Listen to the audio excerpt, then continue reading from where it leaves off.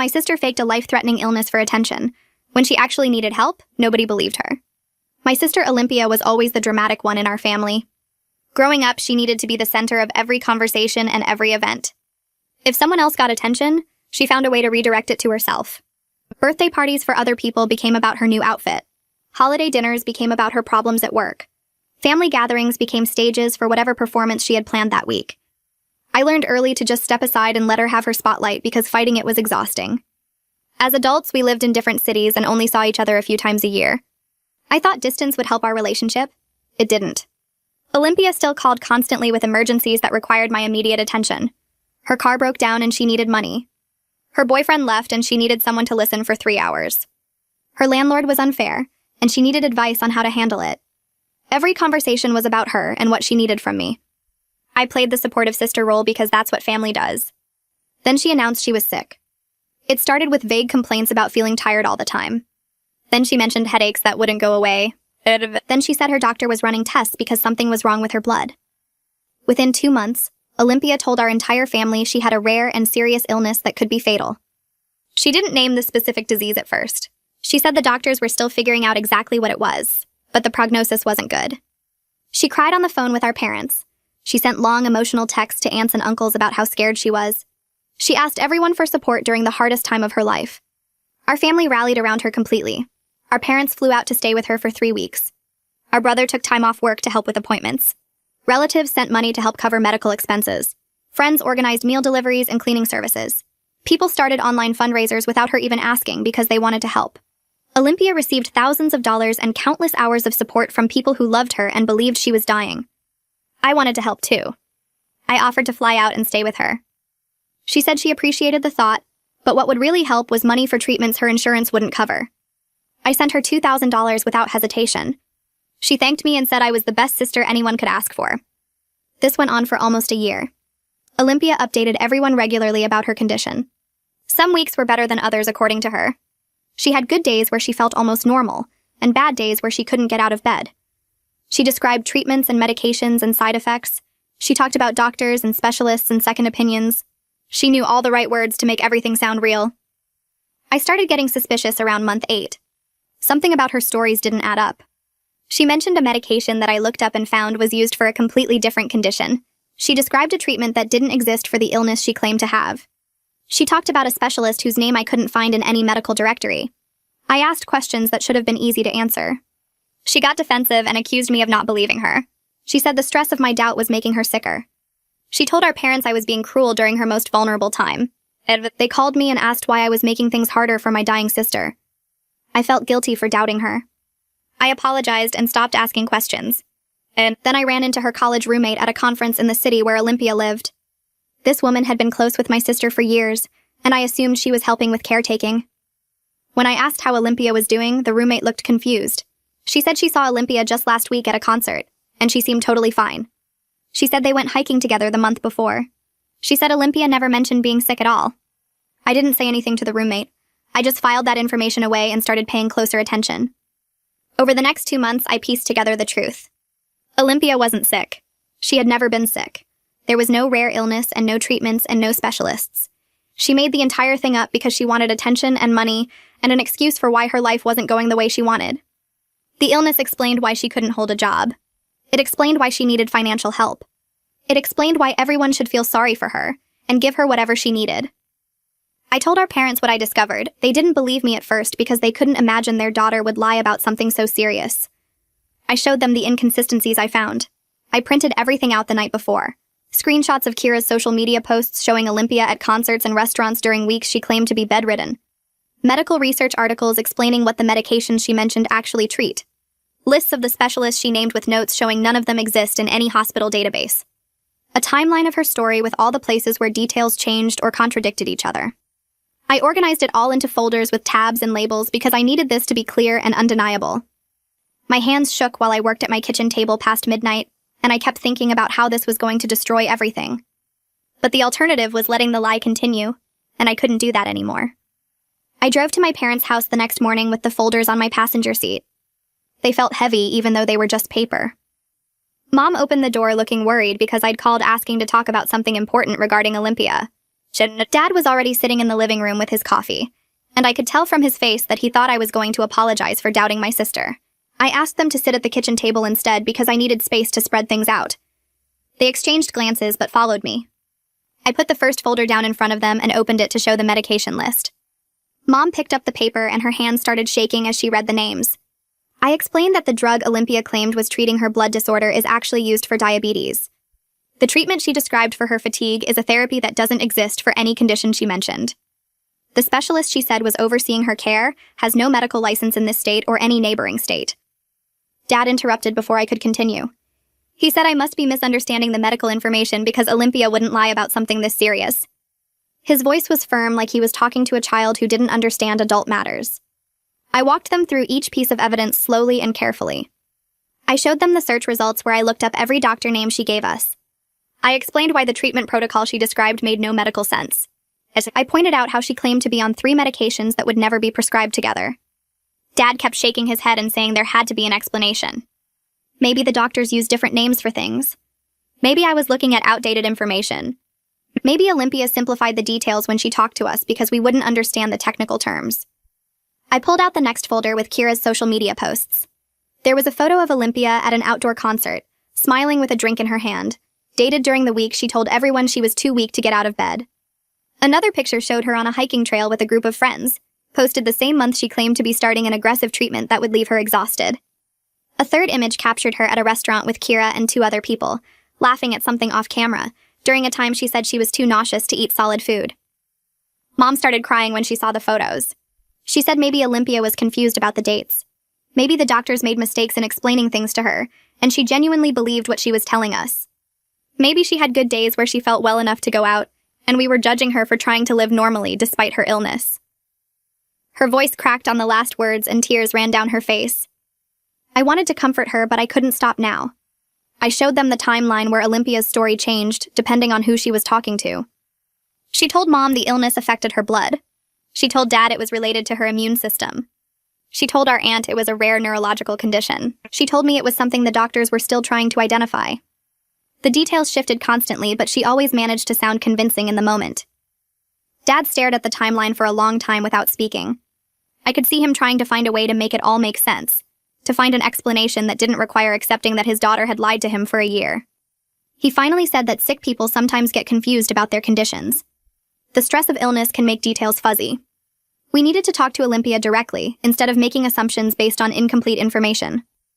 The conversation went on for 4 hours. They cycled through denial, then anger at me for investigating my sister like she was a criminal, then brief moments where I could see the horrible realization dawning on their faces before they pushed it away again. Mom cried through most of it. Dad's voice got harder and more defensive whenever I presented new evidence. They kept finding reasons why everything could be explained away, why their daughter couldn't possibly have done something this cruel and calculated. But by the end, even they couldn't ignore the weight of everything I'd shown them. Dad finally said they would confront Olympia together as a family. Mom quickly added that we needed to hear her explanation before jumping to conclusions. They both looked 10 years older than they had when I arrived. I left the folders with them and drove home feeling sick. I sat in my car in the driveway for 20 minutes before I could make myself go inside. Then I called Dante. I expected him to be as angry as I was when I told him what I'd discovered. Instead, the line went completely silent. I said his name twice before he responded.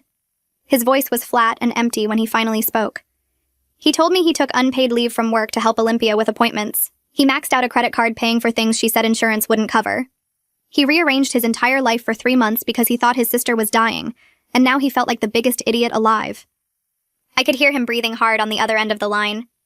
He said he wanted to drive to her apartment right now and confront her. His voice was shaking with rage. I told him we needed to do this as a family with our parents present, not just show up at her door. He argued that she didn't deserve a carefully planned intervention. She deserved to face what she'd done immediately. But I convinced him that confronting her alone would let her manipulate the situation and turn everyone against him. He went quiet again before agreeing reluctantly. He said he needed a few days to calm down before he could be in the same room with her without doing something he'd regret. Gracie came over that night after I texted her asking if she could talk. She found me on my couch with an open bottle of wine, and I told her everything while crying angry tears that I kept wiping away with my sleeve. She listened without interrupting until I finished. Then she asked if I was sure I wanted to blow up my family like this. The question made me angry at first, like she was suggesting I should have kept quiet. But her face was concerned, not judgmental. I told her the family was already blown up. I was just making everyone else see the crater. She nodded and poured us both more wine. We spent the rest of the evening talking through what would happen next, and she reminded me multiple times that telling the truth wasn't the same as causing the problem. Over the next few days, my parents and I planned the family meeting. We scheduled it for the following Saturday at their house. Mom sent a text to the family group chat saying we needed to have an important discussion, and everyone should plan to be there. Olympia responded within minutes with 3 heart emojis and a message saying she wouldn't miss family time, even though she was having a rough week health-wise. She added a sad face emoji at the end. Reading her text made my stomach turn. The week dragged by with me barely sleeping. I lay awake running through the confrontation in my head, imagining every possible way Olympia might react. Would she admit it immediately? Would she have a breakdown? Would she try to turn it around and make herself the victim somehow? As I rehearsed what I would say and how I would respond to her excuses. Gracie checked on me every day with texts and phone calls. She kept reminding me that I was doing the right thing, that exposing the truth wasn't cruel even if it felt that way. On Saturday morning, I arrived at my parents' house 2 hours early. I needed time to set up all the evidence again and prepare myself emotionally for what was coming. Mom answered the door with red, swollen eyes. It was clear she'd been crying all week. Dad looked like he'd aged another 5 years since I last saw him.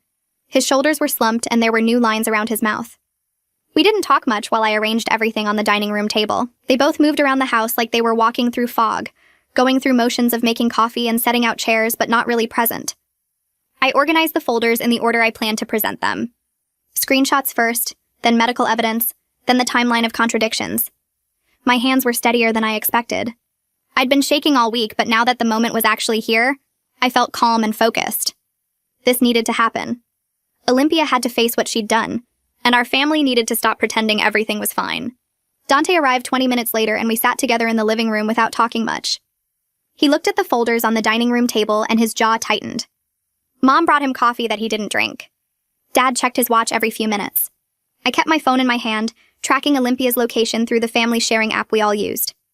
She was 3 blocks away, then 2 blocks, then pulling into the driveway. The doorbell rang even though she had a key. Mom went to answer it and I heard Olympia's voice in the entryway, bright and cheerful, asking how everyone was doing. She walked into the living room and I had to force myself not to react to how good she looked. Her skin was clear and glowing. Her eyes were bright without any dark circles. She moved with energy, not the exhaustion she described in her texts.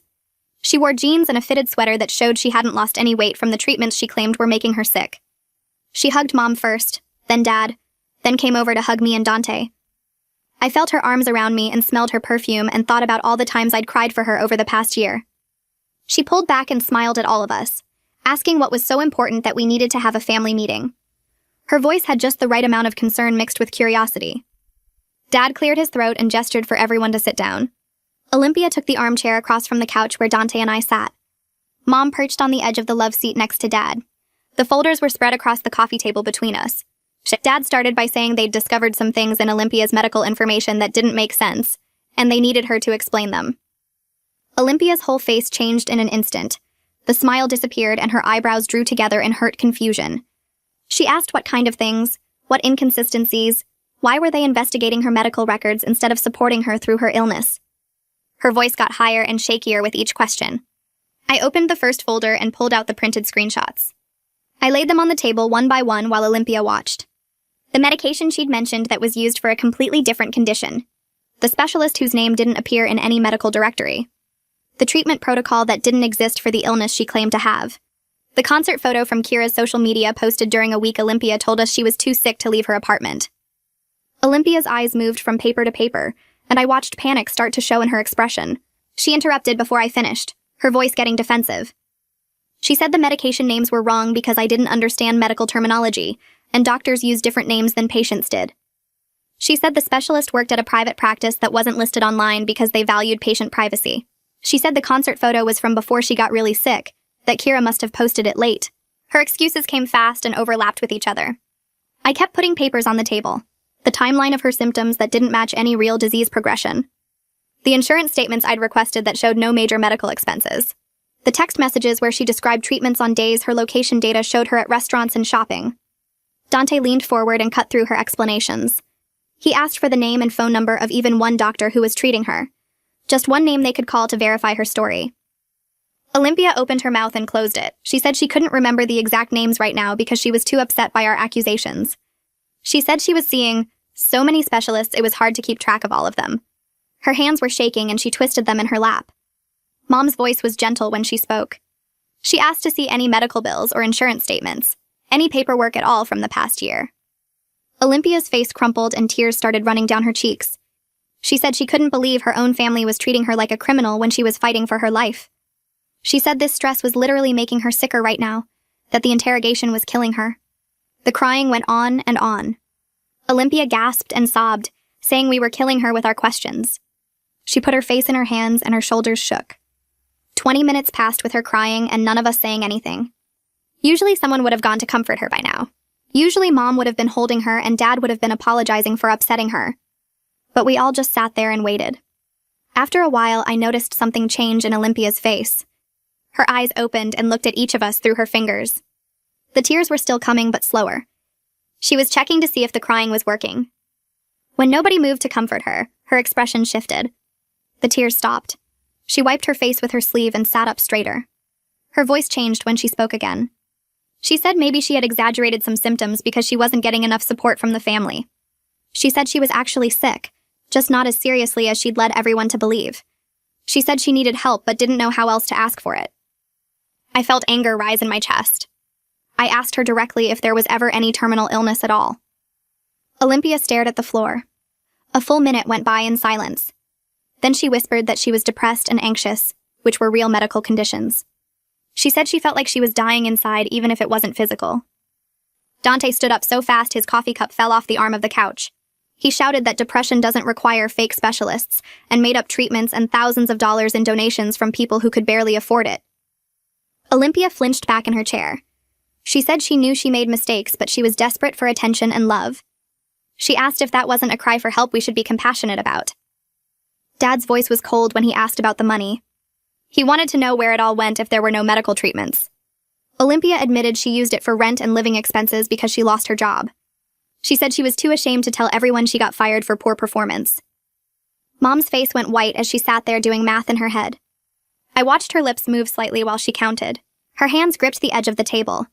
She looked at Olympia and asked if she understood what she'd done to people. She said relatives who could barely pay their own bills sent money because they thought she was dying. She said Dante went into debt. She said people donated their savings. Her voice shook when she talked. Dad put his hand on her arm, but she kept going.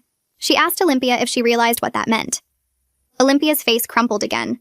The tears came back fast. She said she never meant for things to go so far. She said it started small and then she couldn't figure out how to stop without everyone hating her. Her words came out in gasps between sobs. She insisted she wasn't a bad person.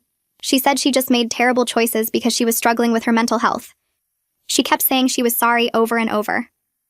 Mom looked away. Dad stared at the floor. Nobody moved to comfort Olympia this time. The crying went on, but it felt different now. Empty somehow.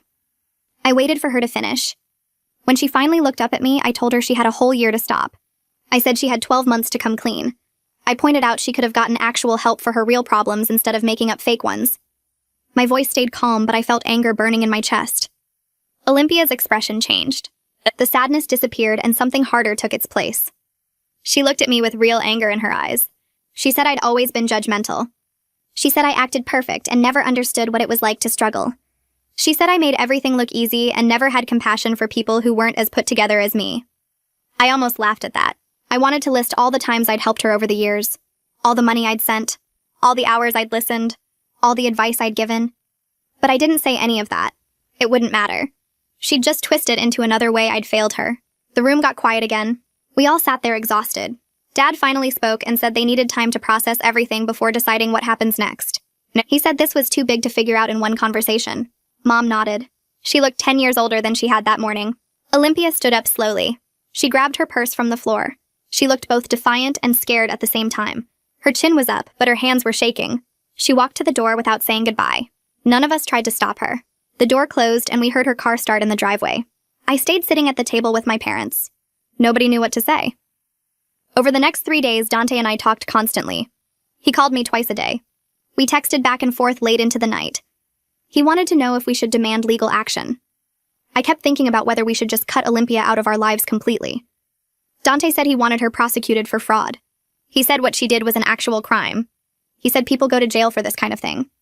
I understood why he felt that way. He'd maxed out his credit card. He'd taken unpaid leave from work. He'd rearranged his entire life for her fake illness. But part of me couldn't imagine sending my own sister to jail. I kept going back and forth. Some hours I agreed with Dante completely. Other times I thought maybe there was another way to handle it. We talked through every option: criminal charges, civil suits, just walking away, making her pay everyone back, telling the extended family, keeping it quiet. Nothing felt right. Every choice had consequences that made my stomach hurt. Dante's anger didn't fade at all. If anything, it got stronger as the days went on. He kept finding new things to be mad about. He remembered specific lies Olympia told. He thought about all the people who donated money they couldn't afford. He calculated how much time and money the family had wasted. I was angry too, but mine felt different. Heavier, more complicated. She was still my sister even though she'd done something horrible. Mom called on the third day. Her voice sounded tired. She said she and Dad had made a decision about Olympia. She said they thought Olympia needed to pay back the money and get professional help. But they didn't want to involve the police.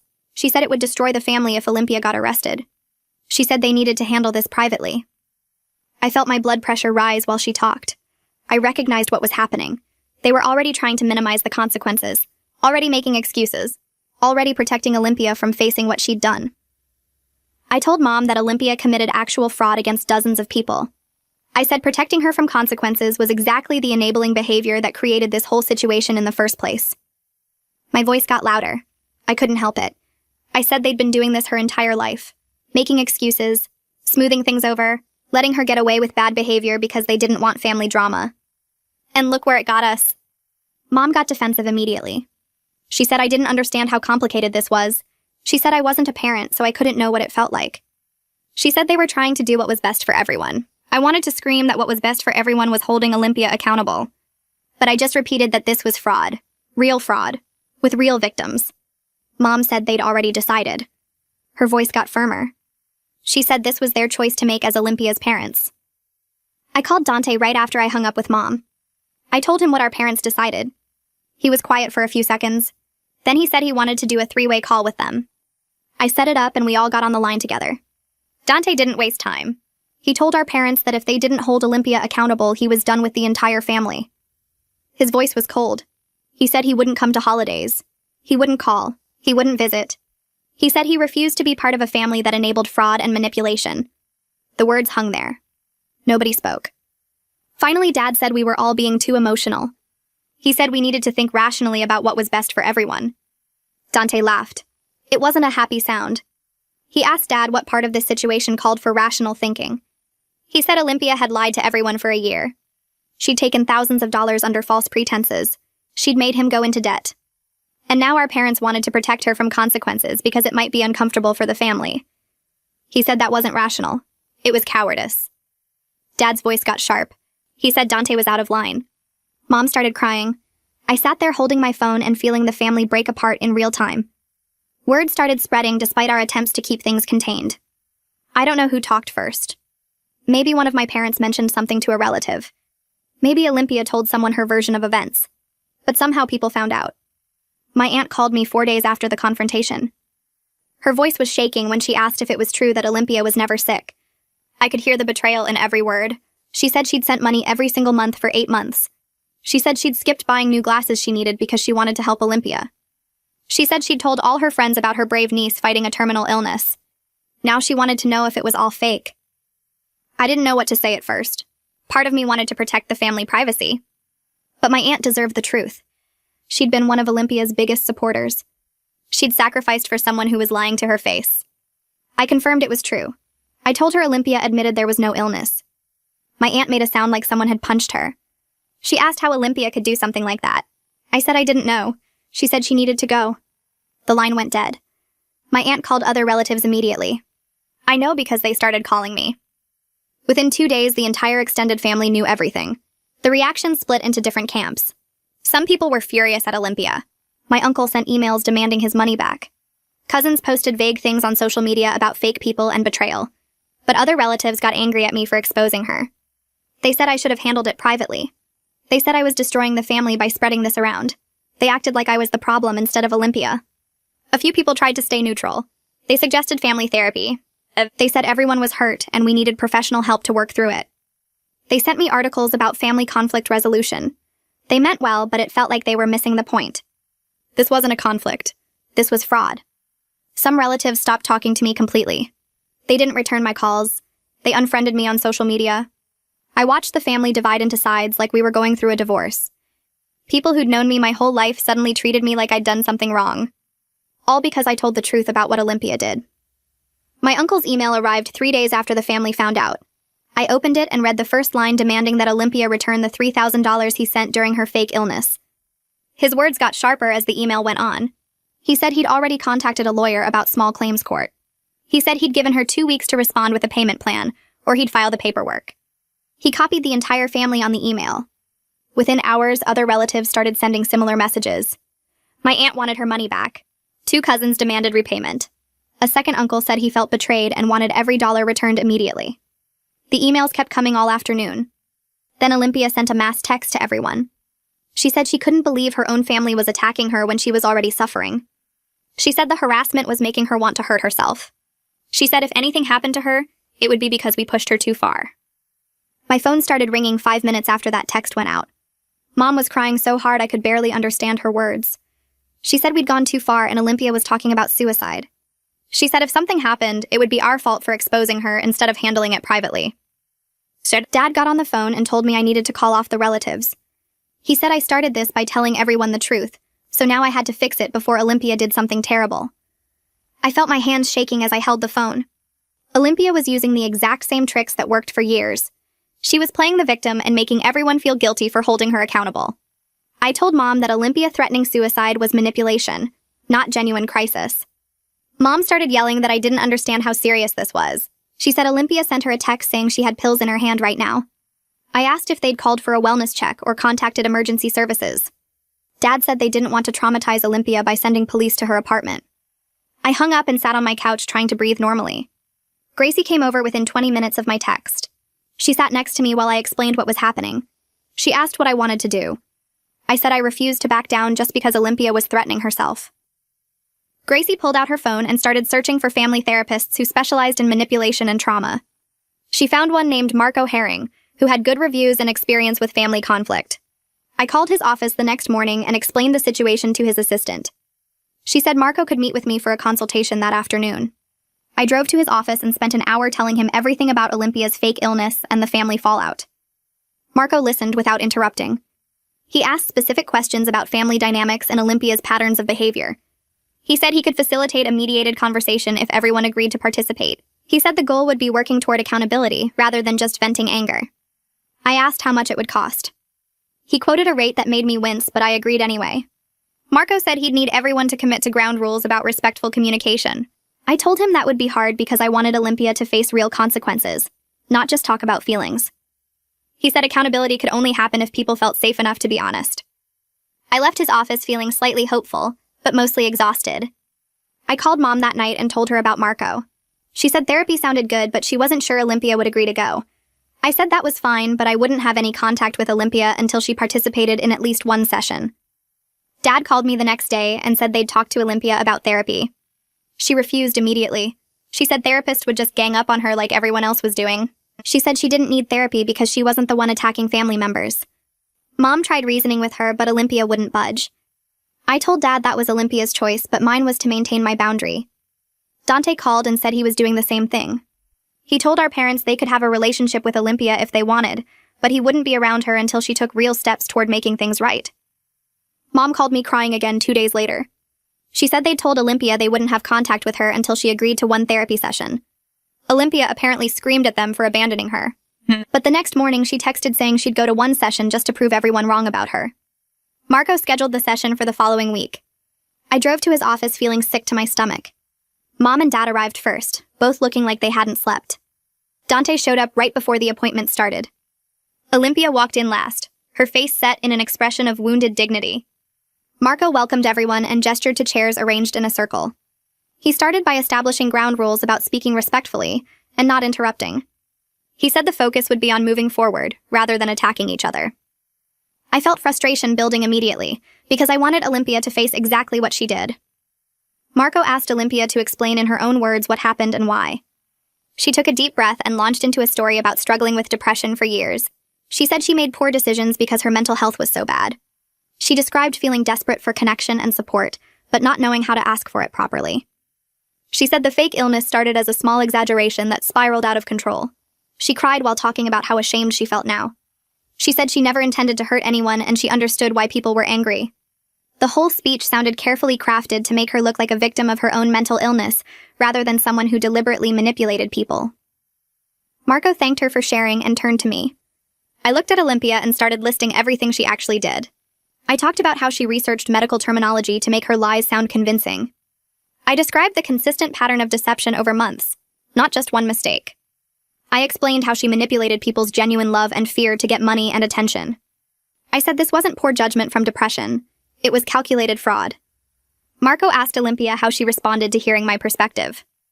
Olympia wiped her eyes and said she understood why I saw it that way.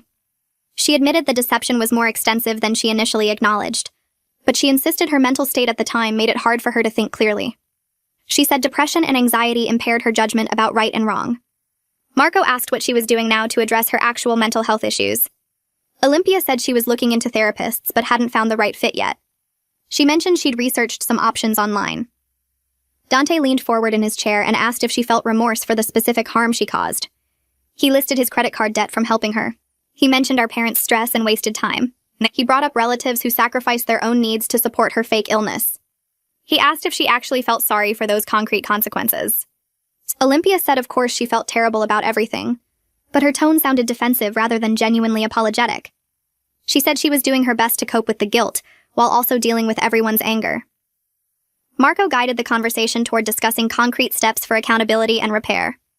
I proposed that Olympia create a written list of everyone she owed money to. I said she needed a realistic repayment plan with specific amounts and dates. I added that she should attend regular therapy with proof of attendance that she could share with the family. Mom nodded slowly and said those seemed like reasonable requests. Olympia looked at the papers in front of her and shook her head. She said paying everyone back was impossible because she could barely cover her rent and groceries each month. I felt my jaw tighten as I listened to her make excuses about her tight budget. I pointed out that being broke now didn't erase the fact that she stole thousands of dollars from people who trusted her. She shouldn't have taken the money if she couldn't afford to pay it back, and her current financial problems didn't make what she did any less wrong. Olympia's eyes filled with tears as she insisted I didn't understand how hard things were for her. Marco asked her to explain what repayment would realistically look like given her situation. She stammered through vague promises about trying her best when she could. Dad cleared his throat and surprised me by saying that trying wasn't good enough. He told Olympia she needed to make actual repayment efforts even if it took years to finish. Mom nodded in agreement, which shocked me even more. Dad said they would help her create a budget and a real payment schedule with specific amounts and dates. But she had to follow through completely, or they would cut off all financial support from them. No more emergency money, no more help with bills, nothing until she proved she was serious about making things right. Olympia looked stunned that our parents were taking my side. She started to protest, but Dad held up his hand. He said this wasn't negotiable and she had already gotten more chances than most people would give her. Marco guided us toward wrapping up the session with clear next steps. I repeated my earlier proposal about individual therapy, a written repayment plan, and personal apology letters to everyone she deceived. Olympia agreed reluctantly to all 3 conditions. Marco pulled out his calendar and scheduled a follow-up session for 1 month later to check on her progress. He said the next meeting would focus on reviewing what she had accomplished and deciding whether family therapy should continue. We left the office in uncomfortable silence. I felt cautiously hopeful that maybe Olympia would actually follow through this time with our parents backing me up. 2 weeks passed and I started hearing from relatives about the apologies Olympia sent. My aunt called first to ask if I knew Olympia was sending text messages instead of actual letters. I felt my stomach sink as my aunt read the message out loud. Olympia wrote that she was sorry everyone was so upset and that she had been going through a really hard time. The whole thing focused on her suffering and barely mentioned the harm she caused. My uncle got a similar text that said she understood why people were mad, but hoped they could forgive her someday. Dante called me furious after receiving his apology. He said Olympia spent 2 sentences saying sorry, and then 3 paragraphs explaining how depressed she had been. There was nothing about the credit card debt he went into, or the unpaid leave he took from work. I contacted my parents to tell them Olympia wasn't following through properly. Mom made excuses about how hard it must be for Olympia to write real apology letters. I reminded her that doing hard things was the entire point of accountability. The repayment plan arrived in my email exactly 2 weeks after the therapy session. I opened the attachment and stared at the numbers in disbelief. Olympia proposed paying $50 per month to family members starting with our parents, then me and Dante, then extended relatives. I did the math quickly in my head. Just paying back our parents, Dante and me would take over 8 years at that rate. Adding in aunts, uncles, and cousins would push it past 15 years. The plan made no mention of the online donors or friends who contributed. I forwarded the email to Dante with the subject line, "You have got to be kidding me." He called within 5 minutes, his voice tight with anger. He said he just looked at Olympia's social media and she posted photos from a shopping trip 2 days ago with bags from expensive stores. Another post showed her at a nice restaurant with friends, talking about treating herself after a stressful week. Dante said the repayment plan was insulting and he was rejecting it completely. I agreed and added that we needed to consider other options. I told my parents I wanted to consult with a lawyer about whether Olympia's actions qualified as criminal fraud. Mom immediately started crying and begging me not to pursue legal action. She said involving lawyers and courts would permanently destroy any chance of healing as a family. Dad backed her up, arguing that we needed to handle this privately within the family.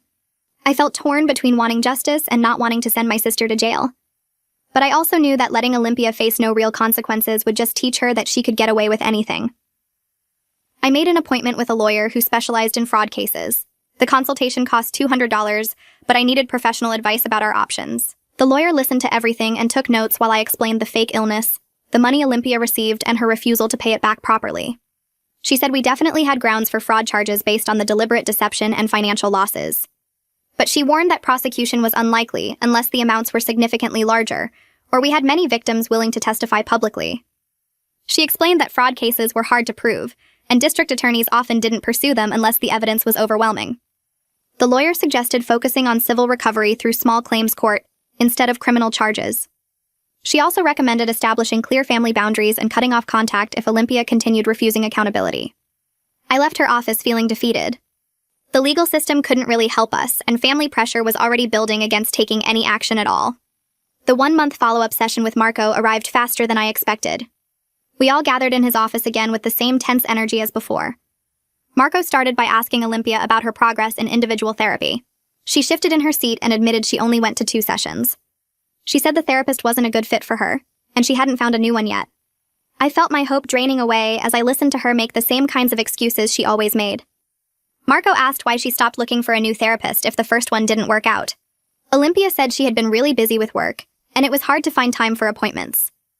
I wanted to scream that she had found plenty of time to go shopping and out to dinner based on her social media posts. Marco asked about the repayment plan and whether she had started making any payments. Olympia said she sent the plan like we agreed, but nobody seemed happy with it. She made it sound like we were being unreasonable rather than her offering an insulting amount. Marco looked at me, and I explained that $50 per month would take over a decade to repay just the immediate family. I mentioned that Olympia was posting about buying new clothes and eating at restaurants while claiming she couldn't afford more than $50 monthly. Olympia got defensive and said I was spying on her social media and twisting everything.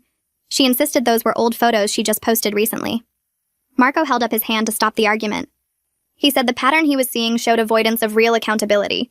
He asked Olympia directly what consequences would actually motivate her to take responsibility seriously. Olympia stared at the floor and didn't answer. The silence stretched out uncomfortably until Dante finally spoke up. He said he was done trying and wouldn't have any contact with Olympia until she made genuine effort to repair the harm she caused. He looked at our parents and told them they could have relationships with both of their children, but he wouldn't attend any family events where Olympia was present. Mom started crying again, but Dante didn't back down. He said he meant it completely, and this was his final boundary. I turned to Olympia and spoke the words I'd been holding back for weeks. I told her I loved her but couldn't have a relationship with someone who refused to see the harm they caused. She stared at me like I'd slapped her across the face.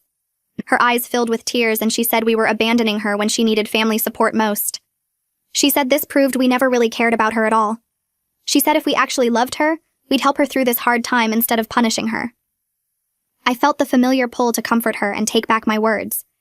But I stayed quiet and let her accusations hang in the air between us. She grabbed her purse and walked out of Marco's office without looking back.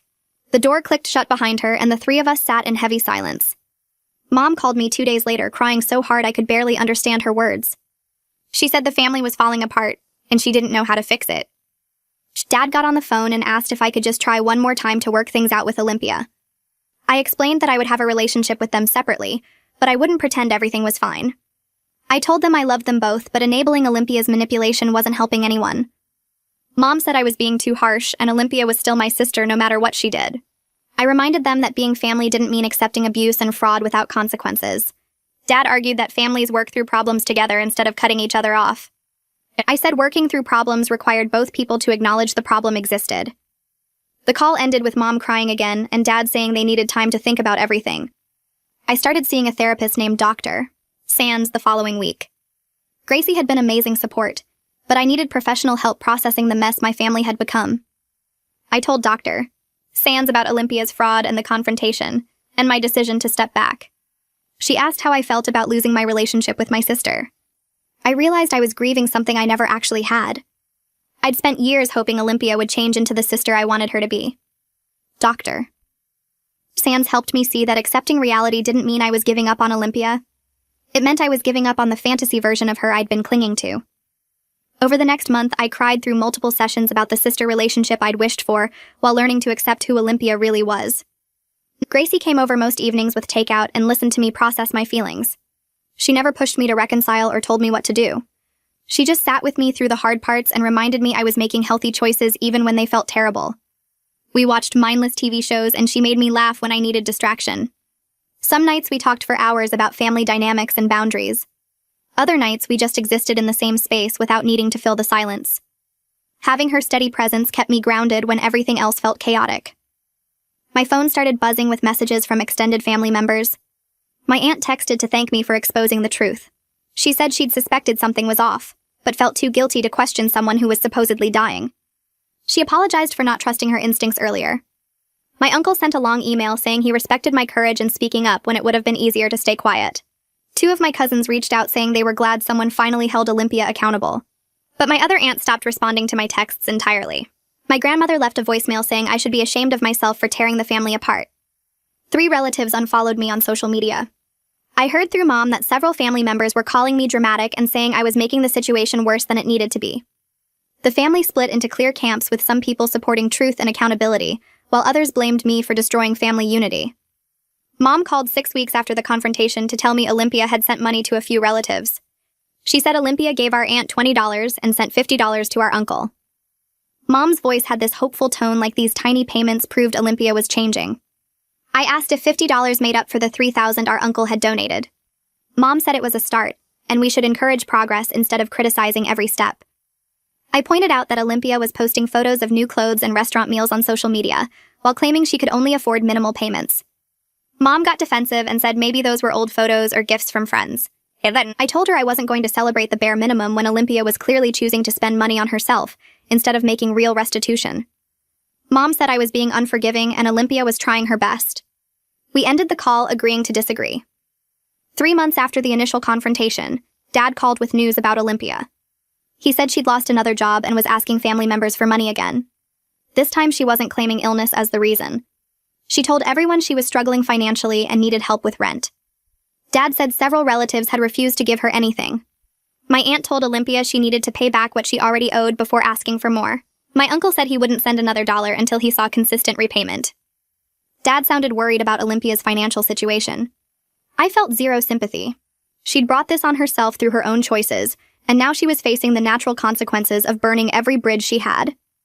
Mom texted me a week later, asking if I'd consider reconciling with Olympia, now that she was struggling. She said Olympia could really use family support during this difficult time. I called Mom back and explained the difference between struggling and taking accountability. I said Olympia struggling financially wasn't the same as Olympia acknowledging what she did and making genuine efforts to repair the harm. I told Mom that helping Olympia avoid consequences wouldn't teach her anything, except that manipulation still worked. Mom argued that family helps each other no matter what. I said real help meant letting people face the results of their actions so they could learn and grow. Mom said I sounded cold and heartless. I said I sounded like someone who finally understood that love sometimes meant stepping back instead of enabling. I started having regular phone calls with my parents where I set clear rules about our conversations. I told them I wanted to maintain a relationship with them, but I wouldn't discuss Olympia's drama or be pressured to reconcile. The first few calls felt awkward with obvious gaps where they wanted to mention Olympia, but stopped themselves. Dad would start a sentence about family plans and then trail off when he remembered I wouldn't attend anything with Olympia present. Mom would mention something funny that happened and then catch herself before saying Olympia's name. But gradually the conversations got easier. We talked about their garden and my work and movies we'd watched. We shared recipes and funny stories about neighbors. We found ways to connect that didn't revolve around Olympia's chaos. It wasn't the family dynamic I'd grown up with, but it was healthier than what we'd had before. Dante called me every Sunday evening and we talked for at least an hour. We compared notes about our parents and supported each other's boundaries. He told me about his therapy sessions and how he was working through his anger at Olympia. His therapist was helping him accept that he couldn't control Olympia's choices or force her to change. Dante said he was learning to let go of expecting her to become someone different. We talked about our childhood and how we'd both learned to manage Olympia's drama in different ways. He admitted he'd always made excuses for her because he felt protective as her older brother. I shared how I'd always stepped aside to avoid conflict. We realized we'd both enabled her behavior in our own ways. Our weekly calls became a safe space to process family dynamics without judgment. We grew closer than we'd been in years through our shared experience of setting boundaries and refusing to participate in Olympia's manipulation anymore. 6 months after the confrontation, Dad called with unexpected news. My uncle had taken Olympia to small claims court and won a judgment for the money she owed him. The judge ordered Olympia to pay back the $3,000 in monthly installments. Dad said Olympia was furious about being sued by family. I said our uncle had every right to pursue legal action after Olympia refused to pay him back voluntarily. Dad mentioned that Olympia was making the court-ordered payments, but they were minimal amounts. I asked how much she was paying, and Dad said $75 per month. I calculated that it would take over 3 years to repay just our uncle at that rate. Dad said other relatives were now considering the same legal approach. My aunt had already filed paperwork for small claims court. 2 cousins were discussing whether to pursue legal action for the money they'd donated. Dad sounded defeated as he described the family fracturing further with lawsuits and legal threats. I told him this was what accountability looked like when someone refused to take responsibility voluntarily. He said he wished there was another way. I said there had been another way, but Olympia chose not to take it. I found a support group for families dealing with manipulation and personality disorders through an online search. The meetings happened Tuesday evenings in a community center basement with folding chairs arranged in a circle and bad coffee and paper cups. I walked in nervous the first time because I'd never done anything like this before. The facilitator introduced herself and explained the group's purpose while I sat there wondering if I'd made a mistake coming. Then people started sharing their stories and I realized every single person in that room understood exactly what I was going through. A woman talked about her sister who faked cancer for 3 years. A man described his brother who invented elaborate lies to get money from relatives. Another woman shared how her daughter manipulated the entire family with false emergencies. I listened to story after story that sounded like variations of what Olympia had done to us. When it was my turn to speak, I told them everything. Nobody looked shocked or judgmental. They just nodded like they'd heard it all before. The facilitator explained patterns of narcissistic behavior and how some people use deception as a tool for getting needs met. She said understanding the psychology doesn't excuse the actions, but helps us stop taking it personally. That idea hit me hard because I'd spent months feeling like Olympia's deception was somehow about me. I kept going back every Tuesday and learned more each week about manipulation tactics and boundary setting, and the difference between helping someone and enabling them. The group gave me language for what I'd experienced and validation that my response was reasonable. My relationship with Mom and Dad shifted slowly over the next few months. They called more often and the conversations felt different. Dad admitted one Sunday that they'd always made excuses for Olympia because she seemed more fragile than Dante and me. He said they worried about her more and tried to protect her from consequences because they thought she couldn't handle them. I told him that protection created the exact dynamic that led to the fraud. Mom added that they recognize now how their enabling taught Olympia she could avoid accountability by playing victim. These conversations weren't easy and sometimes ended with long silences or tears. But they were talking honestly about their role instead of defending Olympia or blaming me for exposing her. Dad said he wished they'd set better boundaries when we were kids instead of always smoothing things over. Mom mentioned how they'd intervened whenever Olympia faced natural consequences at the school or work. They saw now how every rescue taught her the wrong lesson. I appreciated their honesty even though part of me was still angry about the years of enabling. We talked about moving forward differently and what healthy family relationships could look like. These weren't dramatic breakthrough moments, but small acknowledgments that added up over time. My birthday arrived in April, and I woke up to messages from friends and a call from my parents. I checked my email mid-morning and found a long message from Olympia. The subject line said she missed me. I almost deleted it without reading, but curiosity won. She wrote 3 paragraphs about how much she thought about me and wished we could start over with a clean slate. She said she understood I was hurt, but holding on to anger wasn't healthy for either of us. She suggested we put the past behind us and rebuild our relationship because life was too short for family feuds. The email had that familiar tone where she acknowledged wrongdoing vaguely, while making it sound like the real problem was everyone else's reaction. I sat with the email for 2 days before responding. I wrote back briefly that I was open to rebuilding trust if she demonstrated sustained accountability through actions instead of just words. I said I needed to see genuine change over time before I could consider a relationship. I didn't elaborate or explain further. I just sent those 2 sentences and then closed my email. Olympia didn't respond, and I didn't expect her to. The email felt like another manipulation attempt rather than real outreach. A year passed since I first discovered the truth about Olympia's fake illness. I sat at my kitchen table one morning drinking coffee, and realized I felt at peace with the family situation, even though it wasn't resolved the way I once hoped. I had regular phone calls with Mom and Dad where we talked about real things without the constant drama. Dante and I were closer than ever through our weekly conversations. Some extended family members still didn't speak to me because they thought I'd been too harsh on Olympia. Others had reached out to thank me for telling the truth. The family was fractured in ways that might never fully heal. But I had healthy relationships with the people who mattered most, and clear boundaries with Olympia. I'd accepted that some family members would never understand my choices, and that was okay. I didn't need everyone to agree with me. I just needed to live according to my own values, instead of sacrificing honesty to keep peace. I heard through Mom that Olympia was working steadily at a new job in retail management. Mom said she'd been there for 4 months without getting fired or quitting. She also mentioned Olympia was attending therapy more regularly with a new therapist she seemed to connect with better. I didn't know if any of this represented real change or just better image management. Olympia had always been good at performing responsibility when people were watching. But I felt cautiously hopeful hearing she was maintaining employment and going to therapy. I wasn't invested in her transformation as a requirement for my own happiness anymore. Whether she changed or not didn't determine my peace. I'd built a life that didn't revolve around managing her chaos or waiting for her to become someone different. My life felt fuller now with deeper friendships and stronger boundaries. I'd learned to speak truth even when it made people uncomfortable. Gracie and I were closer than ever because I'd let her see the messy parts of my family instead of pretending everything was fine. I'd made new friends through the support group who understood family dysfunction without judgment. I felt confident in my ability to set limits and walk away from relationships that required me to compromise my values. The experience with Olympia taught me that protecting family harmony at the expense of honesty helps nobody. Real love sometimes means letting people face the consequences of their choices so they have a chance to actually grow. I couldn't control whether Olympia learned from what happened or continued the same patterns. I could only control my own choices and boundaries.